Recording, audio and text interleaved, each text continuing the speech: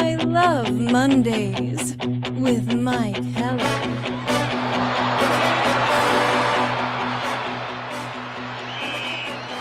Broadcasting live from an undisclosed bunker in the Badger State. This is I Love Mondays with Mike Heller. Powered by determination and a little bit of duct tape. Here's your host, Mike Heller.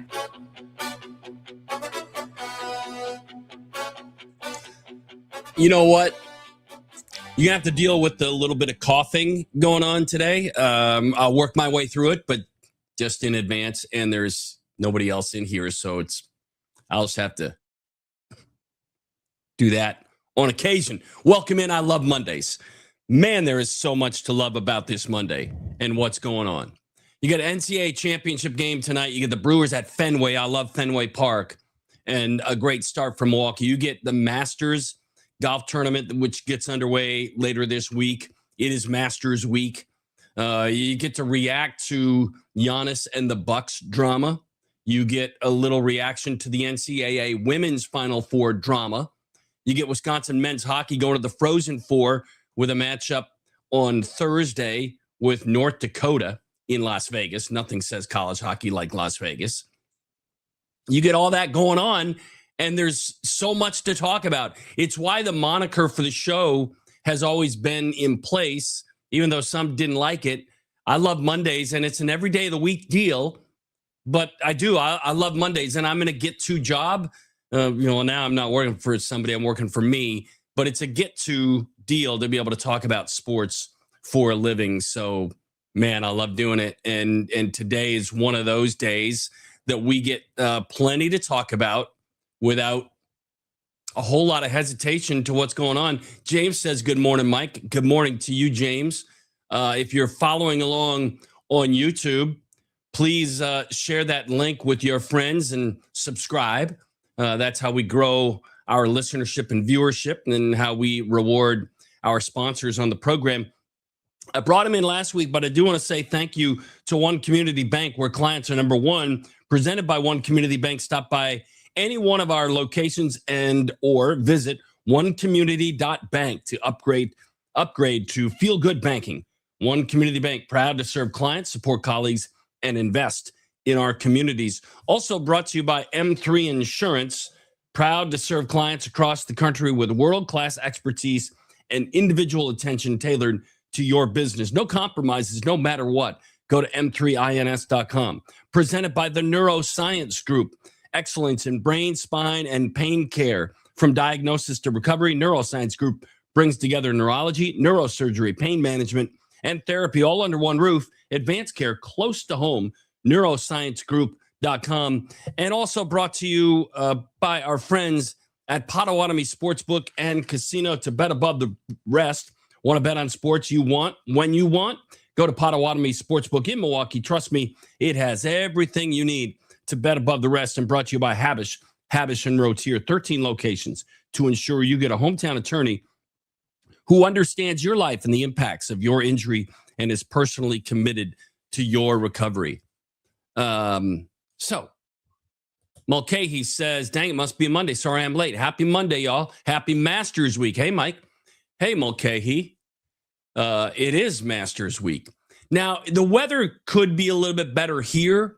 Very just under the layer of what is spring-like weather in the mid-40s. You know, we could use another 8-10 degrees to make the golf courses more golfable. And everything's pretty wet now after rains. So all of that kind of stuff going on. Let me touch on my major topics for the day.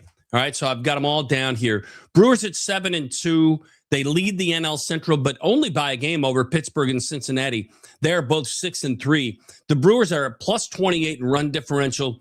I saw a power ranking that came out earlier today that had the Brewers at number 3. Dodgers, Yankees, Brewers. And part of the lead line there is I can't be fooled by the Brewers anymore.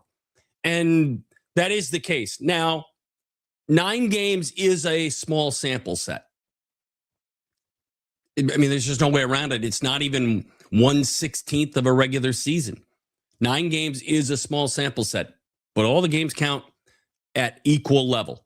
So being off to a 7-2 start and doing it in multiple ways. They went 8-5 yesterday Now, the bullpen wasn't ideal, wasn't great. Kansas City rallied against Uribe and others. But when it really mattered, Trevor McGill shuts the door in the ninth, and the Brewers add insurance runs. So, and they did it again. Garrett Mitchell is off to a tremendous start. Stay healthy and keep just doing what you're doing.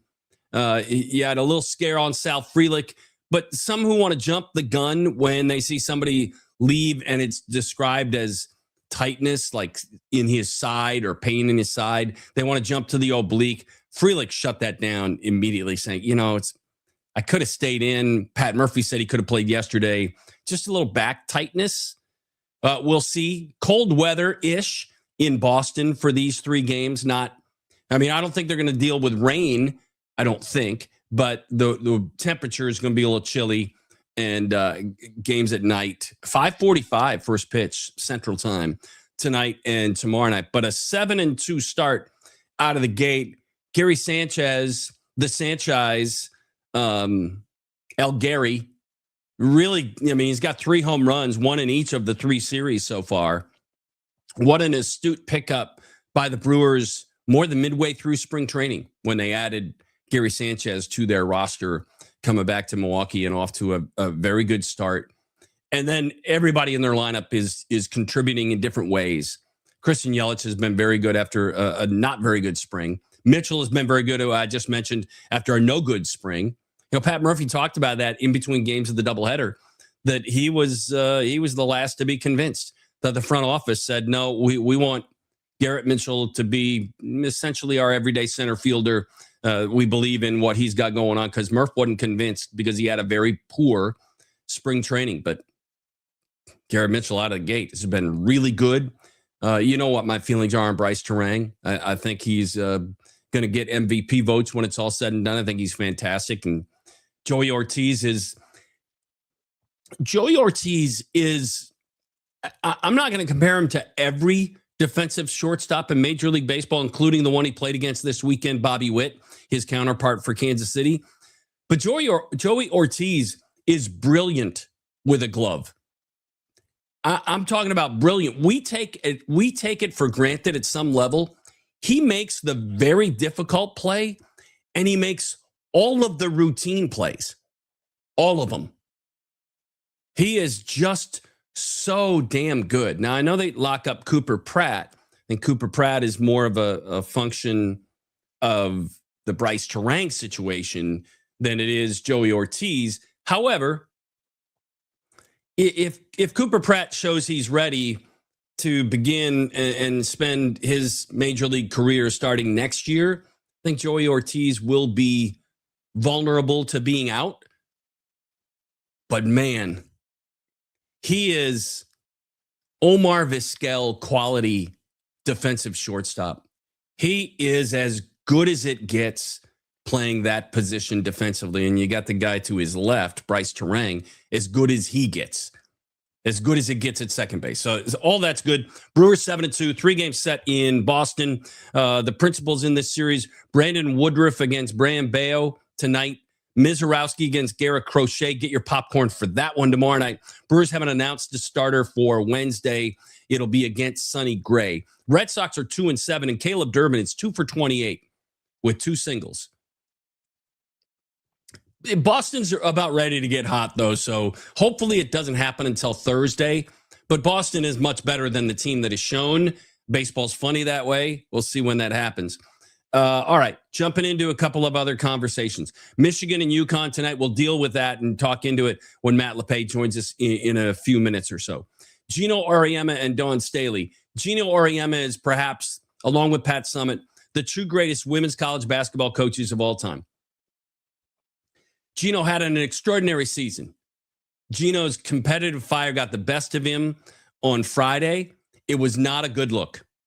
And Dawn Staley, if you're going to corner her, she's going to come out and bark. And she did. So that wasn't her issue.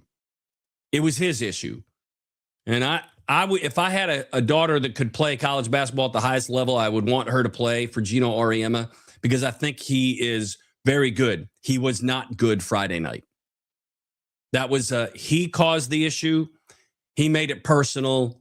He got hung up on his own competitive instincts.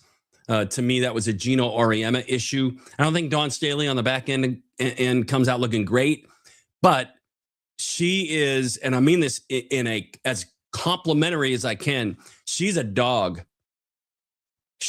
Her players fight because she fights. And again, I'll go back to it. I don't think Gino Auriemma was at his best. That's on him Friday night. UCLA won the title, another Big Ten team, right? So UCLA wins the championship, and they hadn't lost since about Thanksgiving. They went through the Big Ten season undefeated. I never saw them play till yesterday.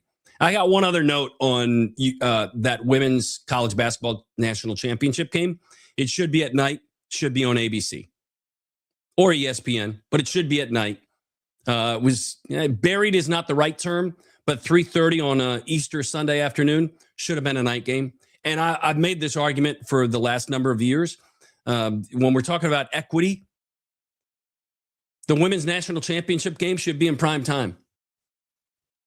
I don't know if it would have made a difference for some as far as viewership, but to me, it's always should be in prime time. Tonight, you get Michigan and UConn for the men's national championship, and I think it's just great drama. We didn't get great drama to that extent Saturday night. I think everybody was looking for the best matchup in the Final Four to be Arizona and Michigan, and it never materialized because Michigan was just that good. It was extraordinary. I want to bring in Matt LePay to have that part of the conversation. We bring in the Hall of Famer Matt LePay to the program. Matt, how are you? Doing well. How are you? Very good. What's that hat you got on today? Vortex.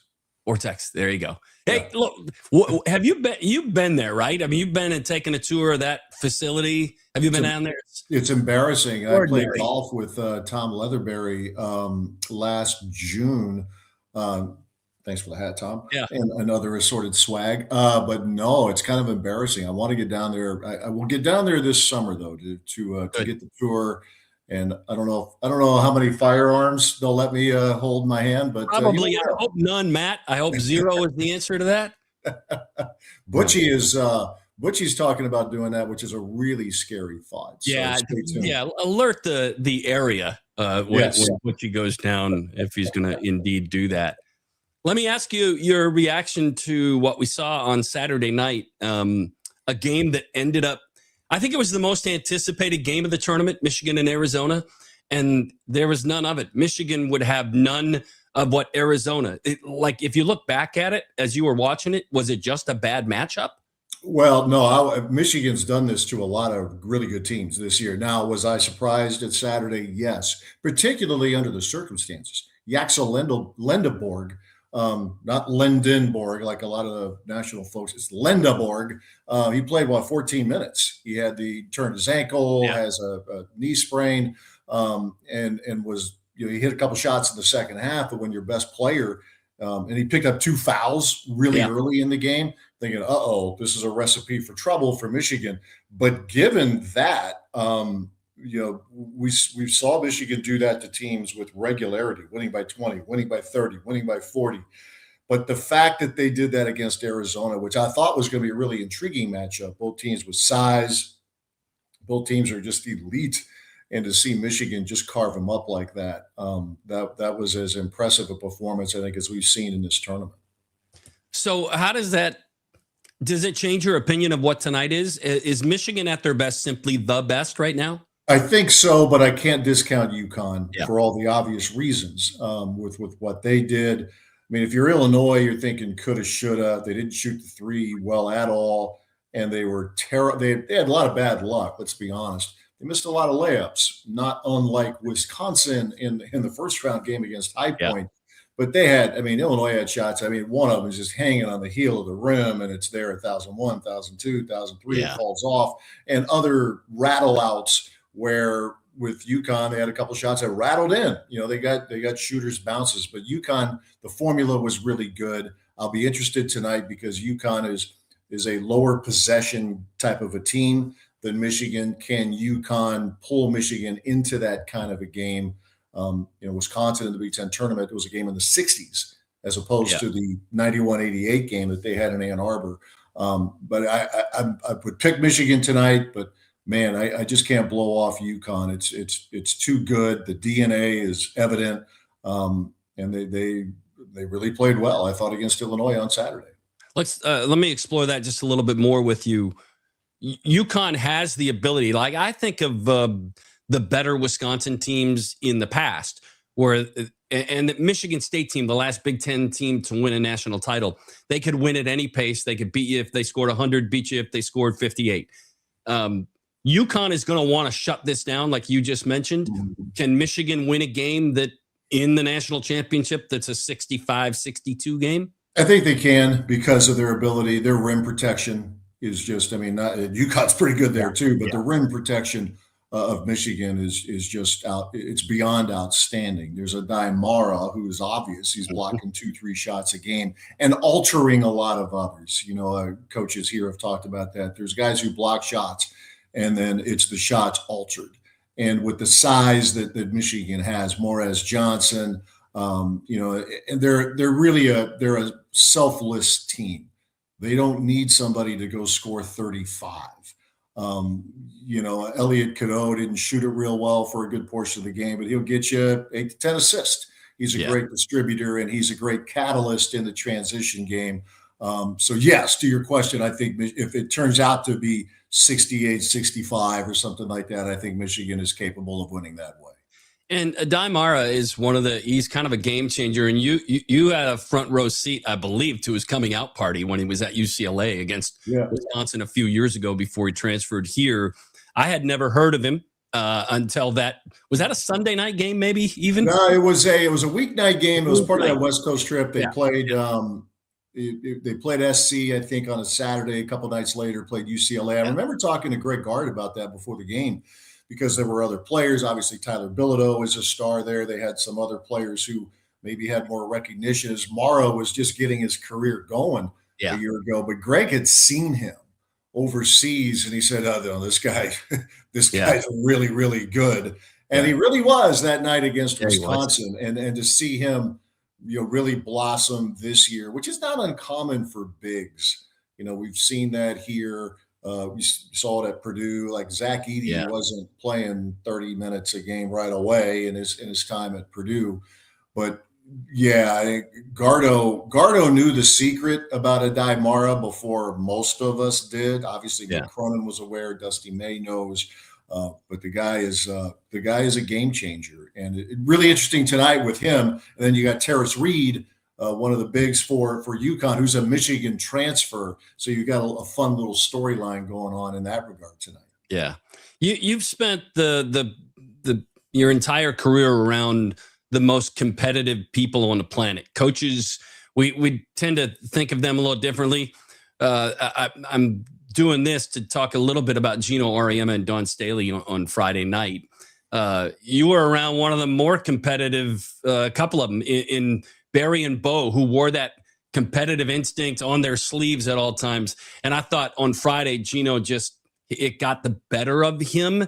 And we've seen that with super competitive coaches, Woody Hayes, Bo Schembechler, others through the course of time. And I thought that was just what Friday night was. I don't know how much you saw of it, but certainly it took a lot of the storyline all weekend long from the women's Final Four was about that. Yeah, we love the spice. Yeah, it was a bad look for Gino. He issued the apology through the statement, and I don't know if he's ever reached out directly to Dawn Staley. By the way, my money would be on Staley if you had to drop the gloves and go, because she's awesome, she's tremendous. It was a shame in that regard, I guess, that it took away from a great night for South Carolina.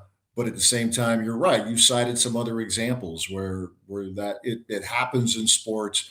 You can't be proud of it, I don't think, if you have any connection to UConn women's basketball. But in the end, and I'll give Dawn Staley a lot of credit even yesterday after UCLA, curb stomped them in the title game. And she said, look, because somebody asked again about that, says, that's a topic for another time. Let this be about UCLA winning the national championship. But it was, for Gino, is kind of a fake bully moment, it seemed like. And it'll always be part of the story with him, but probably as time goes by, a very small part, because the guy's won 1 million championships and had another great team, just ran into a buzzsaw on Friday. Let's transition into Wisconsin hoops. John Blackwell announced this morning that he's going to enter the transfer portal and also go through the NBA draft process, which he did a year ago. He's going to do both. Are either one of those a surprise? And what is the bigger picture here? What will it mean? Some enter the portal and still come back. I don't know that that'll be the case here, but what do you make of that storyline as the news is out this morning? Zero surprise to me. Yeah. I think that's business today in college athletics. We saw it a couple of years ago, obviously with Chucky Hepburn. You see it all across the country in college basketball. Not in every case. Some guys stay through, as we saw with Purdue last year with Braden Smith, Fletcher Lawyer, Trey Kaufman-Renn, that group. But this is not, it's not uncommon in the moment. It stings. I'm sure social media is going to blow up. Everybody's going to be really offended, all the audacity. Okay, whatever. You have a right to that opinion, but this is business of college basketball today, where John will get, again, the NBA evaluation. They'll tell them what they need to tell them. Like, are you going to be a potential draft pick, or here's what you need to continue to work on? And on the flip side, and not knowing all the specifics of the business component from the Badgers' perspective, but I would think if it's Wisconsin or anybody, if a player gets to a certain price tag, I would think you have to ask yourself, and this goes for any program, do we put a really high percentage of our quote payroll for one player, or do we try to get two good ones for that with the money that is required? So until he lands somewhere else, the possibility is there that he could return, but announcing that he's going into the portal, it's hard to blame him. I mean, you're a free agent. So he didn't make the rules. They're there, and you explore free agency and you find out what's the best fit, be that financial or whatever else is involved with the players around you, your role on a team, all of that. He's doing what any number of players are doing right now and going through the process. Matt, when I had Greg Gard on I Love Mondays Wednesday of last week, he made a point to correct me when I was talking about the transfer portal is a 30-day window. It's a unique 30-day experience that begins tomorrow. And, he kind of cut me off, said, Mike, that's cute that it's a 30-day deal, but it's not. It's 365. It's going on all the time. And it does get back to the conversation that Tom Izzo has been having and that Gardo was having, even on my show here last week, that they are proud to be coaches. It's what they want to do, but they're not very proud of the industry right now. And I don't think that's a surprise to any of us. No, he said that for a time, and he's not alone in the profession. I think Tom Izzo has talked about that a lot, and I give Izzo a lot of credit. He doesn't want to retire. He doesn't like what's going on in it. You do the best you can, and I give Greg and his staff a ton of credit. They don't like what's going on, but they're not crying in their beer because of it. They're saying, okay, here's what's going on. Let's see what we can do with what we have through rev share and NIL development. And let's, like the Brewers, let's do the best we can with what we have in terms of resources. But yeah, it's no secret in college basketball. And obviously those guys live it. I observe it from maybe an arm's length, but a lot of these cases where you're going to see announcements in the coming days, beginning as soon as tomorrow, where players are going, it could happen very quickly because, through third parties, they say, hey, we can, school A can get, John Smith, X amount of dollars. Here's the roll. Boom, there you go. So once this hits, you're going to see things happen probably very quickly. Now, whether that happens fast with John Blackwell, I don't know, but a lot of it starting tomorrow and the rest of this week, you're going to learn where players are landing in the portal because a lot of this has probably been in motion for some time. Yeah, just to clarify, the window is open for 30 days. They can land outside of the 30-day window, but they got to enter the portal. And officially they enter it tomorrow. We've heard the numbers are upwards of 800, maybe to 1,000 players already in the portal. But officially, the only ones that have been announced are those entering the portal. Nobody has arrived anywhere. We'll start seeing those announcements tomorrow, I would think, from Exactly. Yeah. Yeah. You in a lot of cases, I think teams and players they know the matches that are going to work there. And again, until or unless there is more structure, there is some type of real cap or Yeah. some type of enforceable contract. The challenge for any number of programs, if it's Wisconsin, Marquette now looks like it's going to dip into the portal at least a little bit this season. What you thought was a good number to have a year ago, like, wow, I mean, that just rockets up. I mean, you take a look at what Wisconsin's been able to do, the year that the Badgers had AJ Storr, that number jumped. If John Tonje would have been eligible for another year, imagine how much more money he probably would have commanded.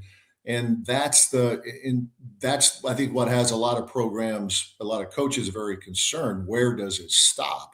And nobody knows the answer to that. And that's a little disconcerting. Let me ask you about Josh Maurer's role this weekend. Jeff Levering, the Brewers, he was going to be on the TV call all weekend long. And in Kansas City on Saturday morning, I don't know what the source of it was, but Lev he couldn't go. He was sick both Saturday and Sunday. So Josh Maurer, he's a TV guy or a radio guy. He's on with Lane Grindle. So they had to play a little musical chairs and move Maurer over to the TV side, leave Lane Grindle alone on the radio call. You've been doing this a very long time. I don't know that you've missed a game from an illness standpoint. Have you? No, not from an illness. The one I missed was when you stepped in when my sister passed away. Close a couple times. Yeah. It was an NCAA tournament game actually where I scared the daylights out of Evan Cohen. We're in DC. It was Bo's first year going into the second round game, and my voice was deteriorating. I got through it, but yeah, I think Josh did a really nice job, by the way, which was zero surprise. I think the good news there was he's with the team all the time anyway, so it wasn't like he was parachuting in.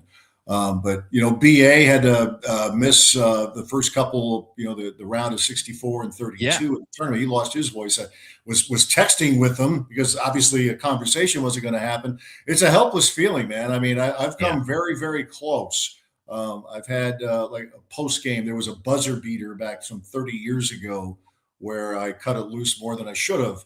And the post game, I was like this for quite a while, and it didn't sound great. But that's hopefully Lev is feeling better, turning the corner. But I think it's good for the organization. If they have to, that Josh is there. Yeah, he was really good. And I'm going to make an assumption here that you called. Did you call games in Fenway? Do you get to do? No, that's one of the few. I feel like I've been really lucky. I've been able to, between the Badgers and the Brewers, most of the iconic venues, or a lot of them anyway, but never yet. I was going to be filling in I think it was 2020. It was COVID, so we didn't. Yeah. And then we didn't travel, obviously. So that took that away. So that was that's one that I missed. Didn't get to check that box. All right, let me cover all of our bases here. Spring football, they took the week off. It was spring break on campus, so that they'll be back on the practice field tomorrow.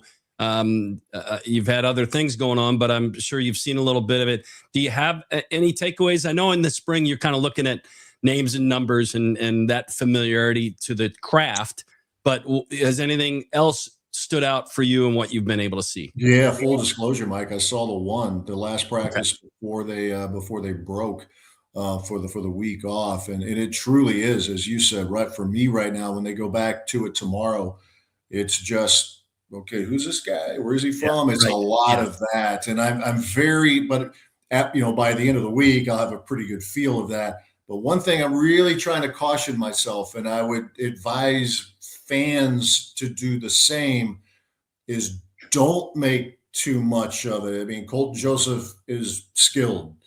Deuce Adams can sling it. The young man out of Southern California can really run it. But hang on. I mean, I think it's really easy. And I did this. I was really guilty of this a couple of years ago, Luke's first year, seeing these guys, seeing the receivers, the quarterbacks, thinking, ooh, look at this group.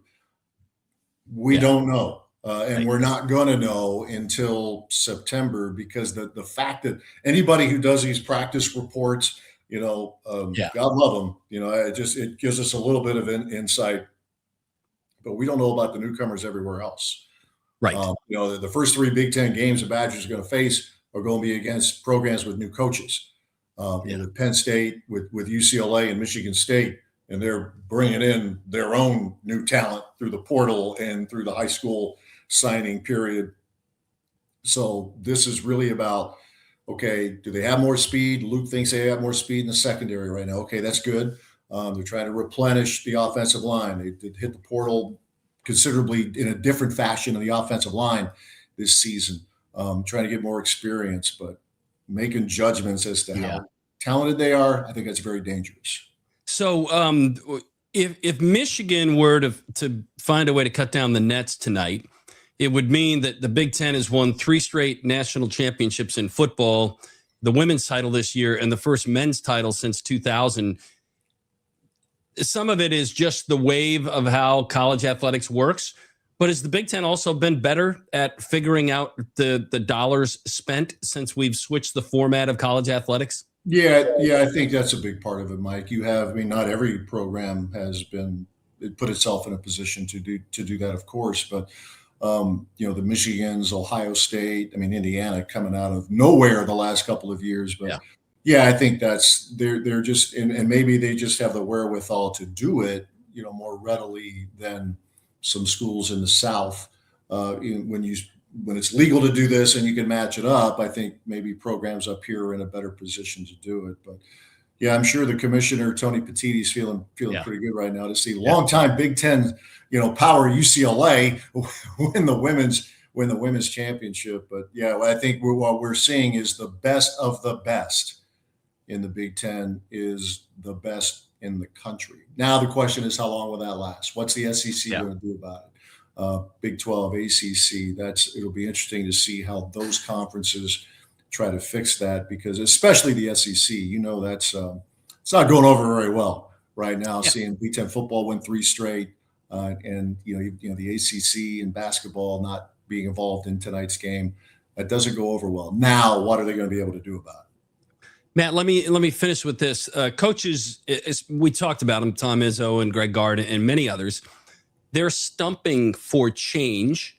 They're doing it at the college football level too, stumping for change. I'm going to ask you the impossible question, and I asked Greg this a week ago.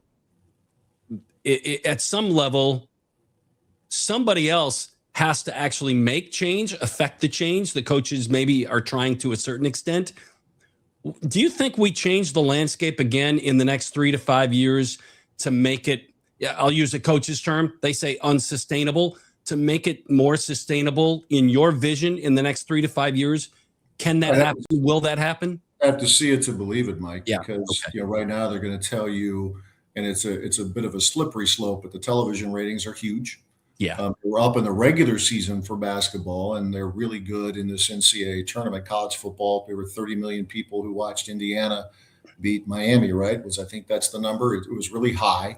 Yeah. The college football playoff does really well. So in the moment, they're going to say, what's wrong with it? You're seeing the blue bloods, but you're also like Indiana. Look what Indiana's done. Look what some of these, traditional have-nots, all of a sudden they're in the mix. And the scary part is when you're relying on politicians to, when you're at the mercy of that, good luck.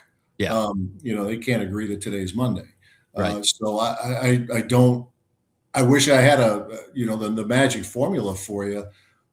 But it probably has to completely blow up. And I don't know when that's going to happen. Probably not in the next, you could see the structure of college athletics change. You could see the NCAA maybe being, hey, thanks for playing, we'll do our own thing. You could see the format of the tournament, which is going to expand. It sounds like to 76. Yeah. The college football playoff will eventually expand again. Right. But in terms of trying to find a balance, until or unless you can find a way to get truly enforceable contracts as independent contractors, Sure. If it's a 2-year deal, 3-year deal, and even then you'll have buyouts, and it's a mess. AJ Billis, I thought, was pretty Yeah, I was going to go there next. Yeah, and I like Jay. And I think he brought some sense to it. I mean, it's hard on the one hand when you hear universities say, "Hey, this is unsustainable," and then you've got Will Wade leaving, just jumping to LSU. LSU is saying, kind of flipping the bird to everybody between Lane Kiffin and this. Right. Yeah, their seasons are still going, but we're going to take them anyway. And you have staffs that get bigger and bigger. With football, I think has a couple dozen assistants now. The basketball staffs across the country have grown, so that people look at that and coaches' contracts and it's like, what do we have here? So it's a mess. The good news is, I think in regards to basketball, Mike, the product is pretty good. Pretty good. Maybe because we're seeing 24 and 25-year-olds, some cases 26-year-olds playing, but the level of play in college basketball has been pretty good. It's pretty chalky. I mean, and a lot of people like that. And you want to see less of the Cinderellas. We got one of them against us in High Point. That one game might be was the last of its time. Yeah, maybe. And just to refresh for those who might not have seen Billis, and then I'll let you go. Billis was talking about coaches leaving. And I think he said like LSU is on the hook paying $72 million to coaches that aren't coaching at LSU right now. But we don't get that. His point was the system is broken. We want to talk about player portals. The system is broken in the college game. In the NFL, coaches don't leave. They're fired, but they don't leave under contract. They can't go from Green Bay to Minnesota because it pays more unless they're fired. And in college athletics, coaches hop when the bigger job. I mean, North Carolina right now is, Dusty May took his name out of the running. Are you kidding me? I mean, they're playing for the national championship, but there was had some concern as to whether Dusty May would leave Michigan to go take the North Carolina job. It is the landscape, and it's always been the landscape in college athletics. Maybe not always, but for a long time, the coaches would jump. You got to pay a buyout at some level, but coaches jump, and then we get all up in arms when players jump at whenever they want to. Yeah, Carolina's getting some coaches some nice pay raises. Yeah, they are. Nate Oates, he's making maybe like top 5 now in the country. I heard Scott Van Pelt on his pod talk about this, and when he's a Maryland alum and a big supporter of their program, and he mentioned on his pod that he talked with people there and say, "Look, there's no speed limit here, and there is no enforcement."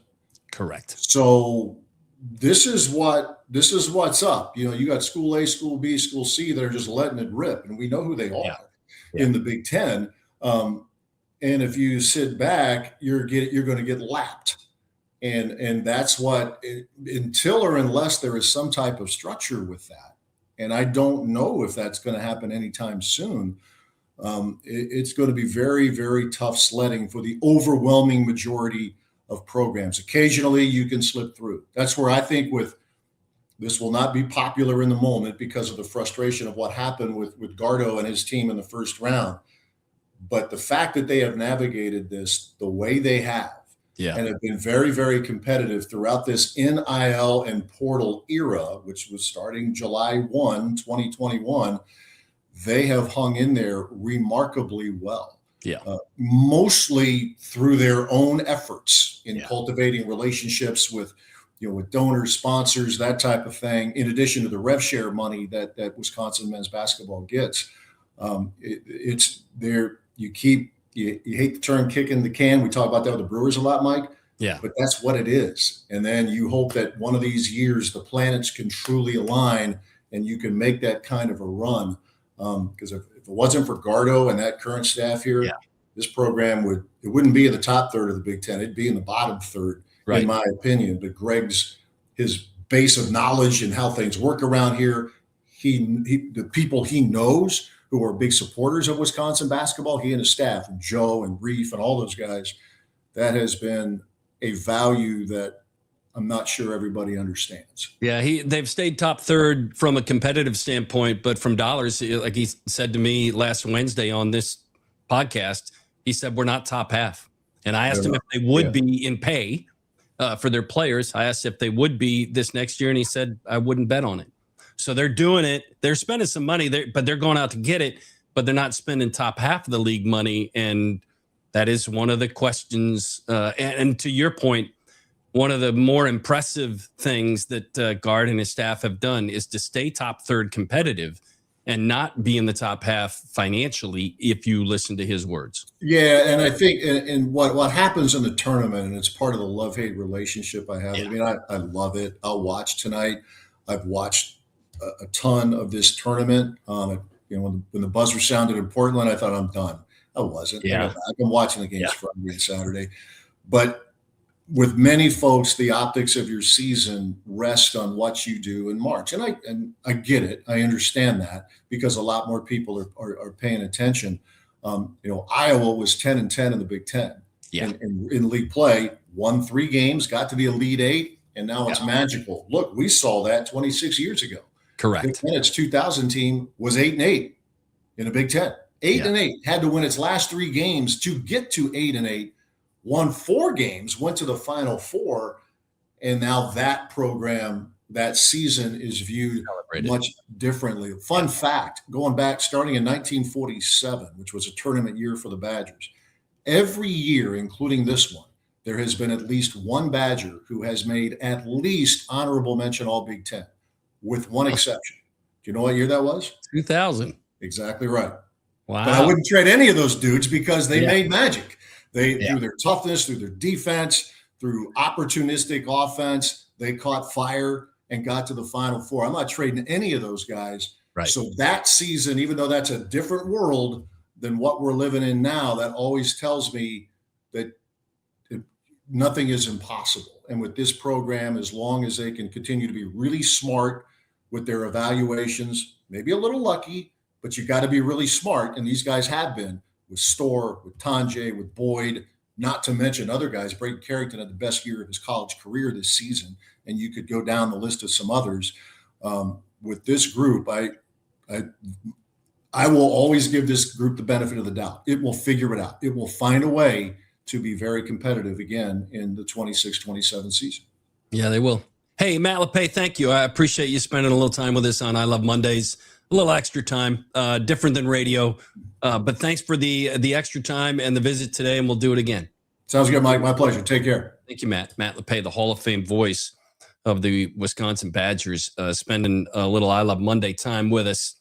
You know, I've found it very interesting in the chalk run of the college basketball tournament, both on the women's side, all 4 number ones in the Final Four.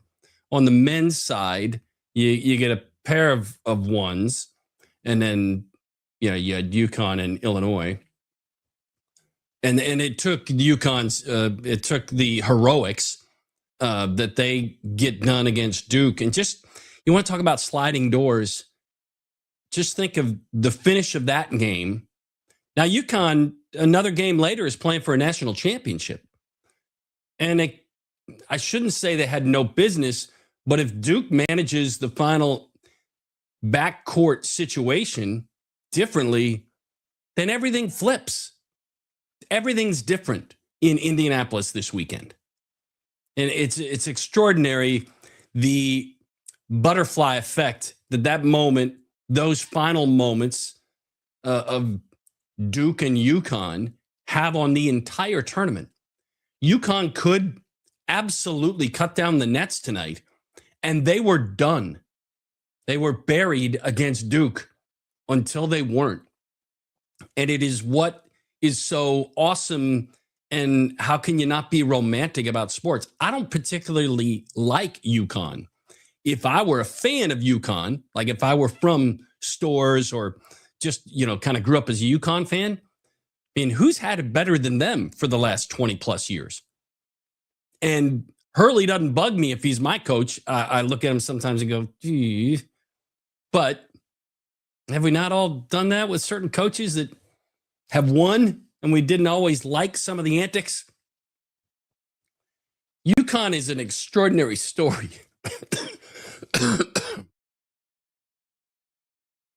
Sorry, I knew that was going to happen at some point. They're an extraordinary story in this way. I don't. Maybe they've got a couple of NBAers. They do it in such different ways. They've done it with different coaches. that they have maintained a high level of excellence. And they got me to root for Duke. Actually, what got me to root for Duke is that I had Duke on my bracket in the Final Four, and then I would have had all four in the Final Four. In our bracket challenge, by the way, our I Love Monday bracket challenge, I'll give you an update here because we are, approaching the championship tonight. And I think Michigan wins. Chris Malone, I think Chris Malone has wrapped it up. Chris Moline has wrapped it up. He's going to win it. I'm going to finish, I think, 13th, maybe worse because I had Arizona winning the title. Last place. Okay, can we? What do you think about last place in our bracket challenge? Now, I'm not doing this out of anything but love, and I mean, I do mean this. I'm doing this out of sincere, heartfelt love because I love my captain, Kari. She's going to finish in last place. There's no escaping it. She's got 43 points, and she had Kansas winning the title. She's going to finish in last place. And I'm so proud of her for doing that. Family pool, last place. I Love Mondays pool, last place. She's my captain. By the way, Courtney Corning, Superfan Tuesday, Courtney, he will finish in 43rd place. There are only 44 competitors, and he can't change that result. And again, it's not close. He wasn't like, oh my gosh, if one thing, Courtney's going to be in next to last place.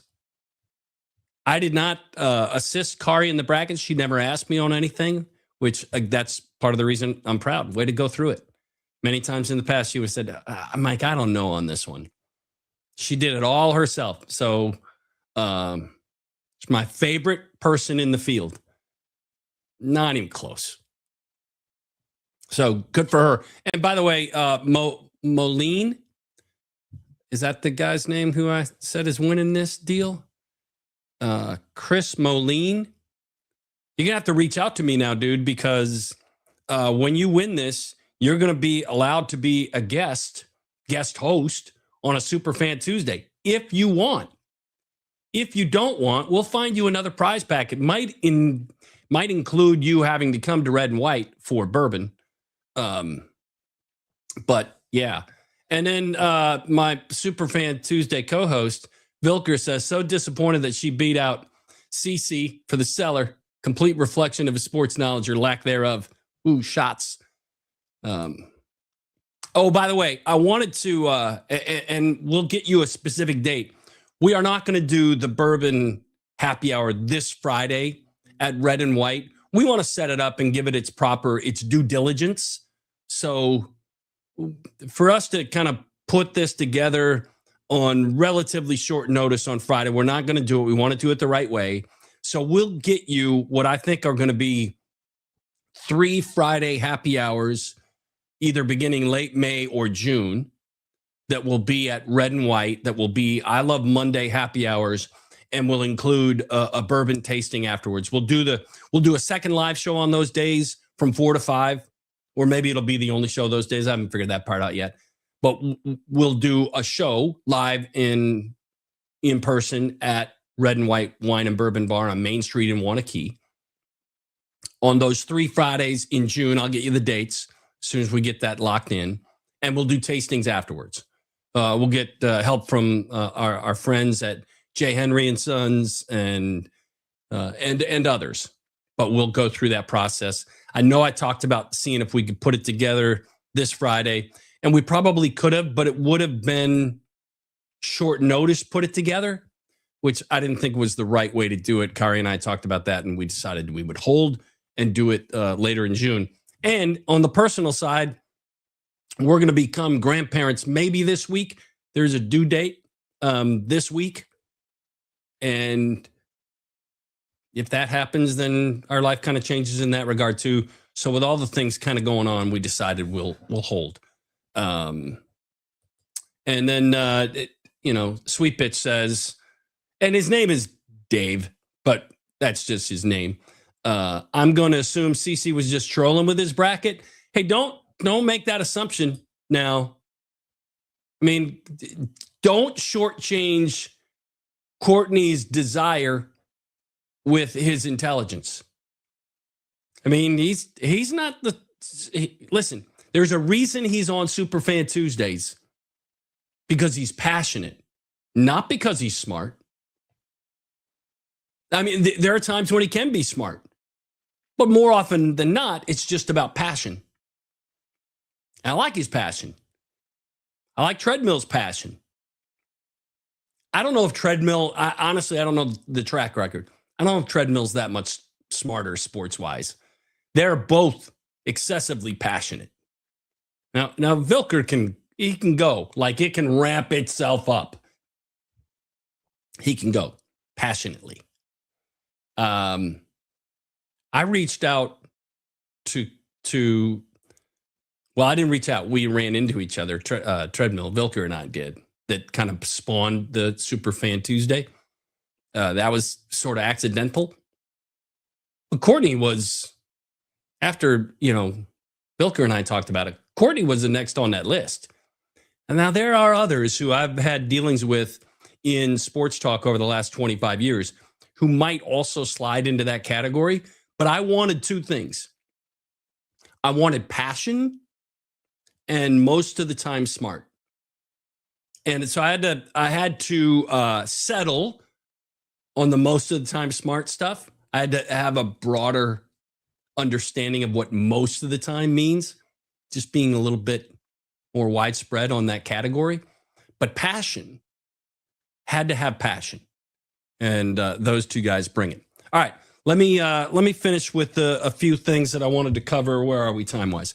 All right, I wanted to finish with a few things on the Brewers 7-2. It's a really good start. Just check out the, I think it was ESPN's power rankings today for Major League Baseball. They put them all the way up from 11-3. I don't know why. Well, I do. At some point, you would like to think that the smart baseball people that work at these networks, whether it's MLB Network or ESPN or others, Fox, would understand that the way the Brewers franchise is run, their talent evaluators, Matt Arnold, their manager, how they go about it, it won't always be good. I mean, it's unsustainable to always be like this. But this window for them is wide open. It is wide open. And they're doing this deal, this 7-2, 9 games in. It's a small sample size. 9 games in, they're 7-2. Their run differential is plus 28. They're doing it without Jackson Chourio, who I would argue is probably their best player. Best player on the roster, talent-wise, Jackson Chourio. Doing it without him. Andrew Vaughn, you could argue, best power source. Now, the Sanchez, El Gary, he might argue that he's got 3 home runs so far, but you're doing it without Andrew Vaughn.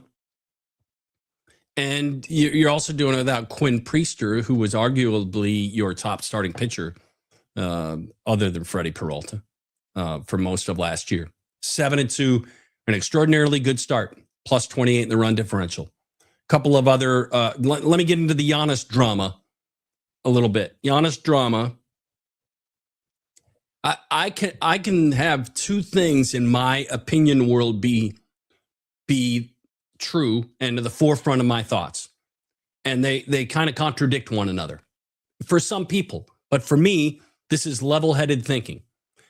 Giannis has been extraordinary. One of the great athletes to come through our professional side of sports in the state of Wisconsin. I think of Brett Favre. I think of Bart Starr. I think of Aaron Rodgers.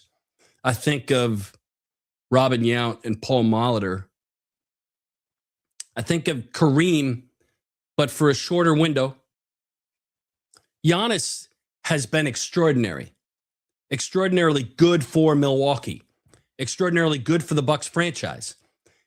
They won an NBA title because of him. Now, there were others there.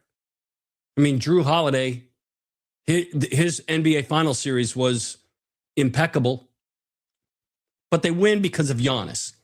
And Giannis has had a loyalty to Milwaukee that has been impressive. I think the Bucks totally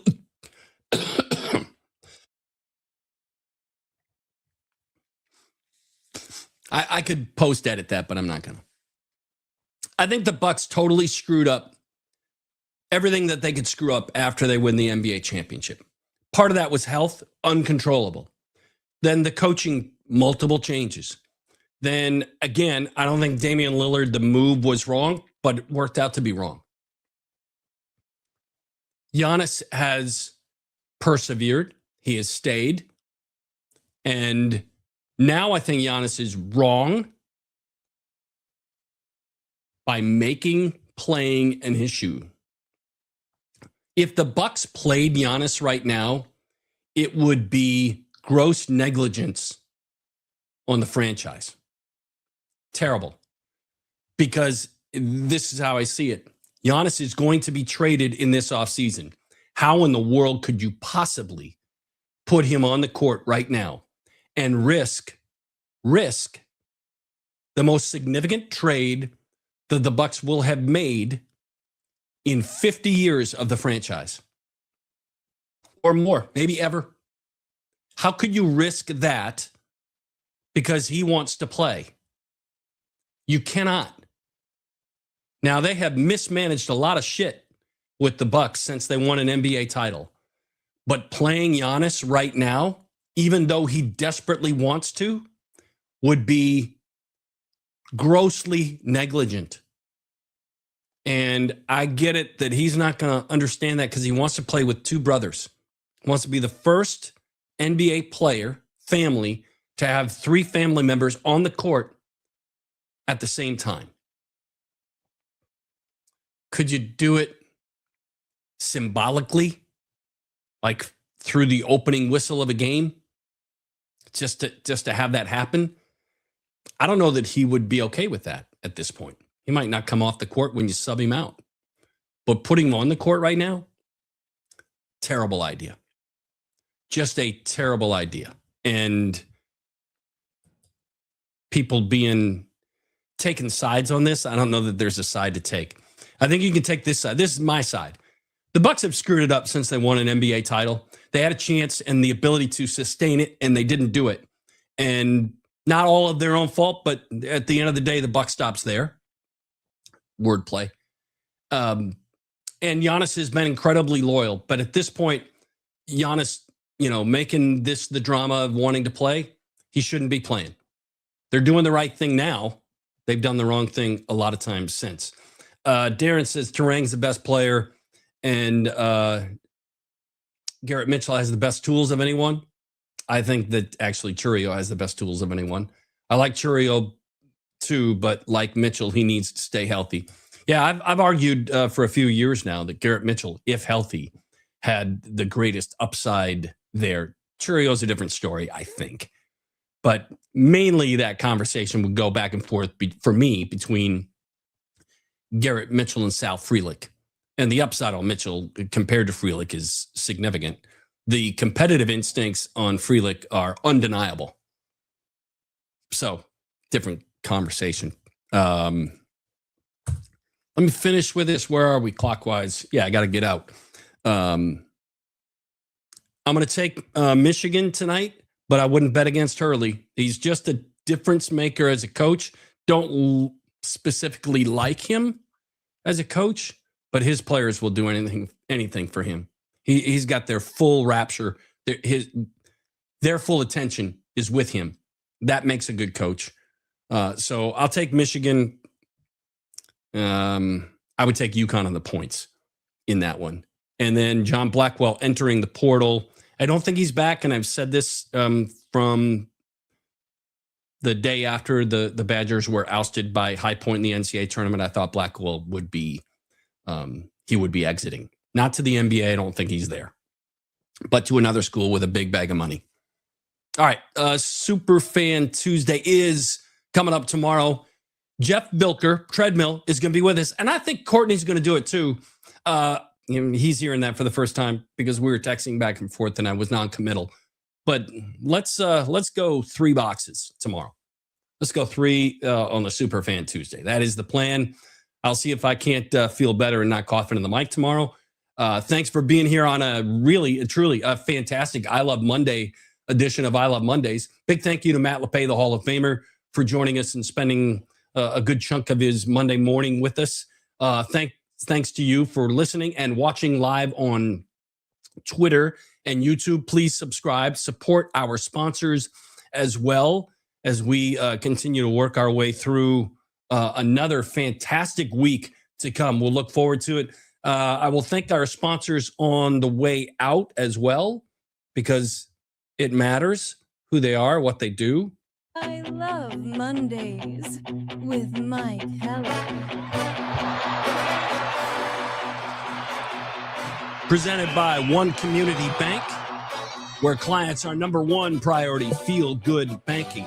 Also presented by M3 Insurance. Go to m3ins.com. Presented by the Neuroscience Group with brain, spine, and pain care. Go to neurosciencegroup.com. And brought to you by our friends at Potawatomi Sportsbook, Bet Above the Rust, and Habish, and Rotier, personal injury attorneys. We'll talk to you tomorrow. Thanks for being here again. I Love Mondays Tuesday edition is less than 23 hours away. Superfan Tuesday this time tomorrow.